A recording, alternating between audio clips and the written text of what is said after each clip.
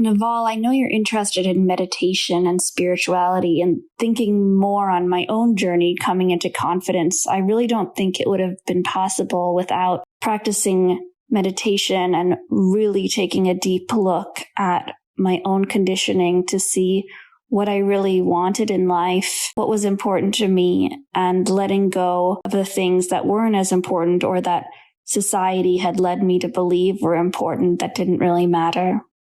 I was wondering if you have thoughts on this.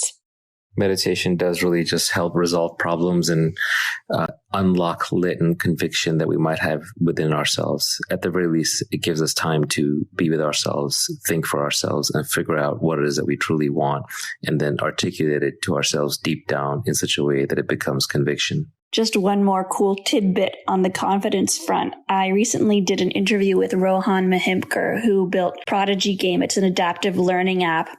And when they give children problems, they're looking to keep them in the zone of proximal development, which means that the problem isn't too easy and it isn't too hard. And giving them just the right level of challenge is what keeps the game fun and engaging for them. So that's something to think about when we're homeschooling our children, that zone of proximal development. That's also the definition of flow. When you do something at the edge of your ability, too hard and it's frustrating, too easy and you're not learning anything or having fun. So it's a definition of fun, it's a definition of flow, and it's the place for optimal learning.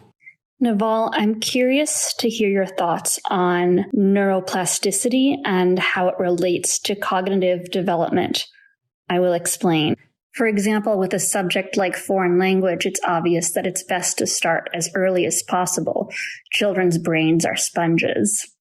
However, with math and literacy, I'm not so sure. According to Jean Piaget's stages of cognitive development, children aren't capable of understanding abstract concepts at a certain age, and it might be frustrating and moreover a waste of time to try to teach them before they're cognitively ready. And by cognitive development stages, I don't mean their age. Some children's brains are ready before others. On the other side, it might be more about what you teach and how. For example, being in a literacy-rich environment is very conducive for children learning how to read, but teaching phonics to a 2-year-old might not be effective. The same might be true for math. If you're talking about math and excited about math, it can support a child's math learning right later on, but maybe not teaching them an abstract math concept. I don't want to argue with academics about child development. In fact, there's always these novel theories that flow through that seem to get accepted for a long time that are just junk, like things like, formula is better than, cow milk or breast milk. Children should sleep alone so they don't get suffocated by parents. There's all this stuff that flies in the face of evolution and basic childhood and common sense that I just don't think academics have very good knowledge of how children developed. I feel bad for parents today with young children. I think there's a lot of pressure on parents, particularly as academic content gets pushed down to ever earlier ages. We now, live in a society where we expect kindergartners to be reading. And this was something that was not an expectation earlier on. I think about, for example, research out of the University of Virginia, where kindergarten teachers were asked whether or not children should be reading by the end of kindergarten. And in 1998, only about 30% of teachers said that yes, children should be reading at the end of kindergarten. And fast forward 12 years to 2010, 80% of teachers said that children should be reading by the end of kindergarten. And all that really changed during that time was this shift towards Common Core and curriculum frameworks and standardization and testing that I think changed a lot of parents' and teachers' views on what's appropriate and what's developmentally necessary.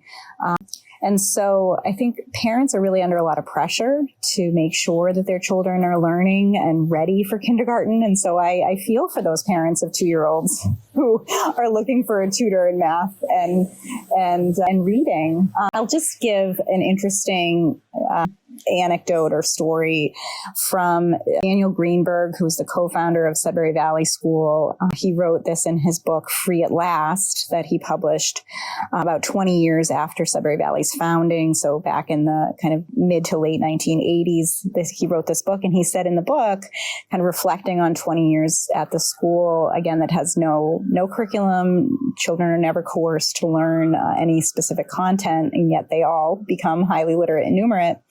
He said in his experience, it takes about 20 hours for a child who is motivated to learn the entire elementary school math curriculum. 20 hours.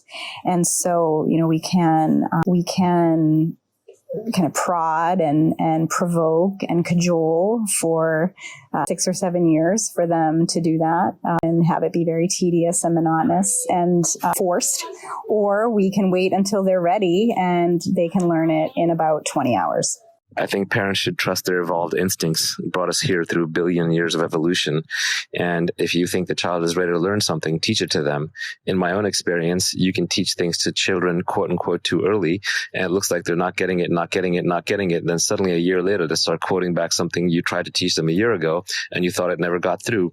But of course, it's dependent on each child and each parent. So I think you should follow your own instincts and ignore the so-called child rearing experts who often have no children of their own. Yeah, I think you're right on the mark there. It's really about returning to trusting your gut and your instincts as a parent, and also giving children time and space. Because I think that if you can share a concept with a child and then not have this expectation or put pressure on them to spit it back to you, it's really amazing how much they retain. They retain everything, in fact. I would just add to be careful about differentiating between making fear-based responses and gut responses. Naval, you tweeted something once which really had an impact on me, which is that every answer for everything I'm looking for could be found in my gut. I'm probably quoting you wrong. And it made me realize there was a big difference between my emotional response and my gut response, where a lot of information actually was. Well, I just checked, Naval, and I quoted you wrong. You said it takes time to develop your gut, but once it's developed, don't trust anything else. That's right. I think of gut as almost the opposite of emotional. So you can think of 3 different kinds of responses you may have. An emotional response is instant, and it is the net present value of the evolved instinct of your genes. So, for example, when you evolved in a tribal environment of 150 people and you went through a relationship breakup, it felt like the end of the world because it probably was. The odds of you finding another mate in your tribe were very low. And so your body generated emotions to give you all the future impact of that bad event at once, so you would go fix it right away. So emotional responses are kind of instant, thoughtless, and based on evolution. A reason response comes from your neocortex and is a more recent product of evolution. But here you can take the time to think through something and come up with a rational response. So instead of the evolved instincts generated by your genes, this is more the net present value of what you calculate based on memes, which are the ideas in your head.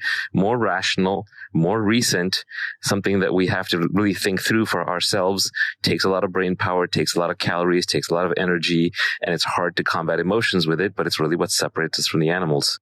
And the way I think about a gut feeling is it is a combination of emotion and reason with experience added in. So once you have encountered something often enough that you have developed both a reasoned response as to why you should and should not do something, and you have this emotional intelligence from a long time ago, and you have seen the data points often enough, then it becomes gut instinct. This is just ingrained judgment. It can be accelerated through meditation, through experience, through introspection, through journaling. And this helps you know, oh, I shouldn't even date this person because it will turn out badly. I should not go in business with this person just because I've seen that I don't trust them. I should not take that job because it doesn't play to my strengths, and I know eventually it will taper off. And so when you've developed your gut instinct, it is the most powerful thing. Once you've developed your gut instinct, trust nothing else. But it does take time to develop. It kind of struck me because when I first saw you talking about the gut, I thought that was ridiculous because I don't feel like my gut is always right. And then I noticed that there was actually a big difference between my emotional responses and my gut responses, and that the gut was quite unique and different than my emotional responses, which were often misguided. Naval, I'd be curious to know if you have thoughts on why certain people have such a strong negative reaction to homeschooling. I don't see nearly the same response to parents sending their children to private school. Homeschoolers are antisocial. Parents aren't qualified to teach their kids. Homeschooling hurts public education. It seems so intense, this criticism, and I'm wondering why people are reacting so strongly to it. I think it's because people associate homeschooling with radical beliefs or with Christianity or Catholicism or something of that nature. So there's just a set of people who believe that kids should be raised a certain way for the good of the state, and that parents shouldn't be able to raise children with different beliefs or different ideas. It's sort of it's a messianic belief on its own that we're all going to converge into one way of thinking, but it's essentially a religious belief that is combating other religious beliefs. I think it's some combination of the Christian left, which is non-denominational and doesn't even realize how Christian it is. But, it doesn't have Jesus or God, but it definitely has man as devil, and it has the earth as holy and sacred. And then you have the Christian right, which is a classic Christianity and Catholicism and old world values. And I think it's the two of them fighting each other, even though one side doesn't think of itself as Christian at all. It has very much the same values. How do you define education? How do you define learning, if at all different from education? And is education important? If so, why or why not? How do you define education and learning? I think that's a really interesting question. I feel like, there's two different things, right? I can memorize information. Young children can sing the alphabet song, but it doesn't mean they understand literacy really and understand how to read. I could memorize multiplication facts, but it doesn't mean that I can actually apply them or understand what that actually means in the world. And so there's two things, right? I feel like one might be to take in new information that maybe you didn't have before. But I think the other piece is having the skill and the ability to then transform or translate that information. Like there needs to be some sort of growth, and that comes in a number of ways. That's what I would think when someone says that they are educated. I tend to think there's been a significant amount of growth somewhere. Earlier this year, there was a neo-Nazi homeschool network with thousands of members that was discovered in Ohio. And it really started to make me question whether there should be more accountability in homeschooling. Whereas before, I really thought that homeschooling should just be whatever parents wanted.